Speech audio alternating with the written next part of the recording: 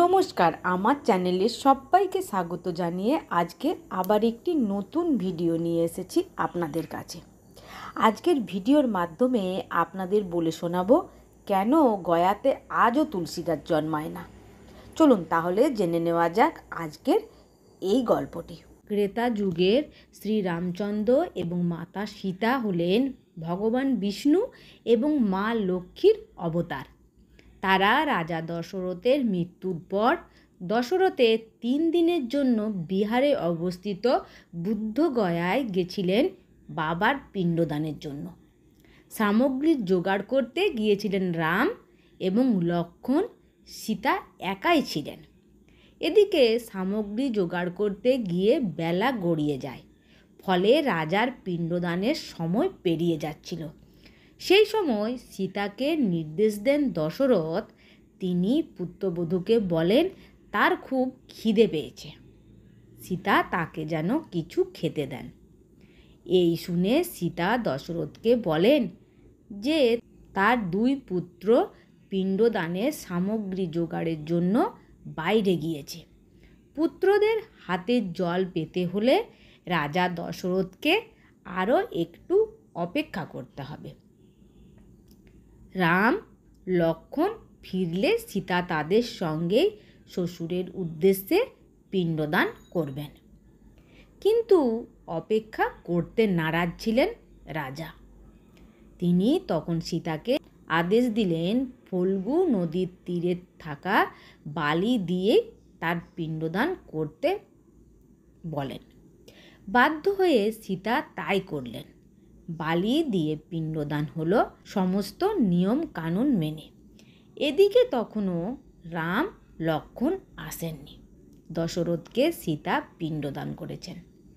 দেখেছিলেন বট গাছ, ফল্গু নদী, একটি গরু, কাক ও একটি তুলসী গাছ এবং একজন ব্রাহ্মণ।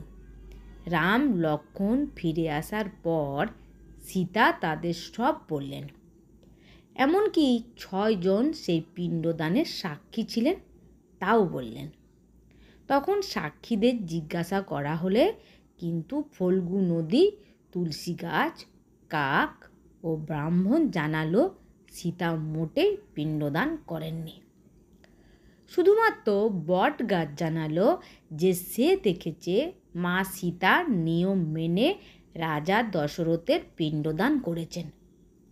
তখন বাধ্য হয়ে রাজা দশরথ নিজেই উপস্থিত হয়ে জানালেন সীতা তার সমস্ত বিধি পালন করে তার পিণ্ডদান করেছেন। এবার রাগান্বিত হয়ে মা সীতা ফল্গু নদী, গরু, কাক, তুলসী গাছ এবং ব্রাহ্মণকে অভিশাপ দিলেন। ফল্গু নদীকে অভিশপ্ত করা হয়েছিল যে এটি কেবল নামেই নদী থাকবে, কিন্তু এতে কখনো জল থাকবে না। এমনকি বর্ষাকালেও খরা থাকবে। এই কারণে আজও ফল্গু নদী শুকনো। এরপর তিনি গরুকে অভিশাপ দেন যে সে পূজনীয় হলেও শুধুমাত্র তার পিছনের অংশই পূজিত হবে এবং গরুকে খাওয়ার জন্য দাঁড়ে দাঁড়ে ঘুরে বেড়াতে হবে। তাই আজও হিন্দু ধর্মে শুধুমাত্র গরুর পেছনের অংশে পুজো করা হয়।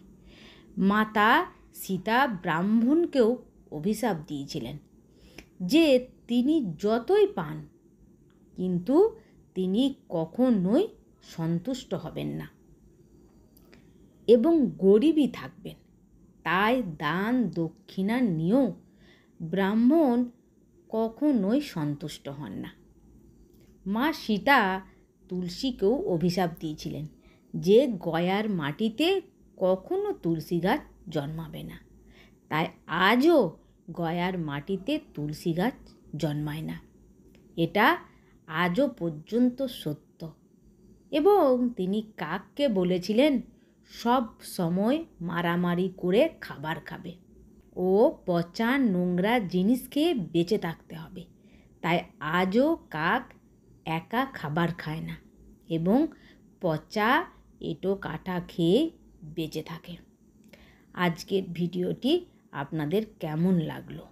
বন্ধুরা, ভালো লাগলে প্লিজ লাইক, কমেন্ট ও শেয়ার অবশ্যই করবেন।